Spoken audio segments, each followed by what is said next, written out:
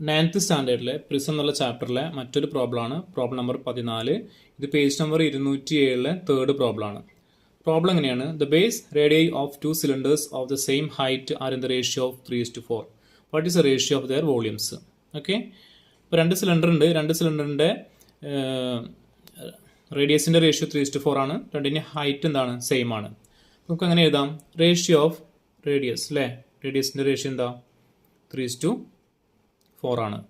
ഇനി അങ്ങനെയാണെങ്കിൽ radius of first സിലിണ്ടറിൻ്റെ radius എന്താ വരിക? 3:4 ആകുമ്പോൾ ഫസ്റ്റ് സിലിണ്ടറിൻ്റെ റേഡിയസ് പറയുന്നത് 3R ആയിട്ടും സെക്കൻഡിൻ്റെ 4R ആയിട്ടും നമുക്ക് എടുക്കാം. അപ്പോൾ radius of first cylinder 3R.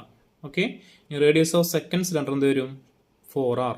Okay, അപ്പോൾ അത് നമുക്ക് കിട്ടി, റേഡിയസ് കിട്ടി. ഹൈറ്റ് സെയിം ആണെന്ന് പറഞ്ഞിട്ട് രണ്ടിന് ഹൈറ്റ് h ആണ്.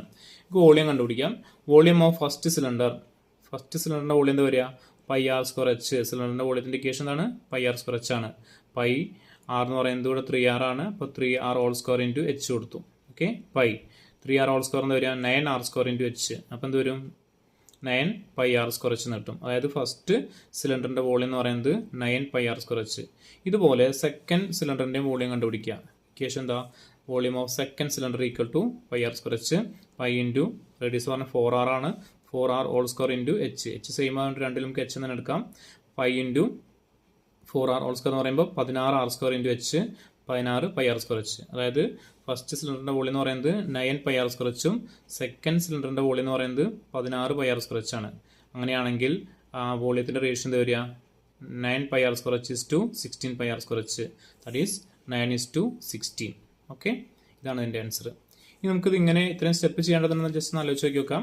കാരണം റേഡിയസിൻ്റെ റേഷ്യോ 3:4 ആണ്, ഹൈറ്റ് സെയിം ആണ് അല്ലേ?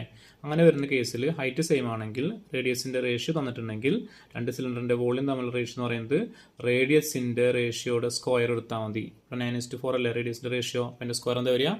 3:4 അല്ലേ എന്താ റേഡിയസിൻ്റെ റേഷ്യോ വരുന്നത്? അപ്പോൾ അതിൻ്റെ സ്ക്വയർ എന്ന് പറയുമ്പോൾ 9:16 അങ്ങനെയാണ് ആൻസർ വരുന്നത്. ഓക്കെ, അപ്പോൾ ഇതാണ് ഇതിൻ്റെ ആൻസർ. Okay, thank you.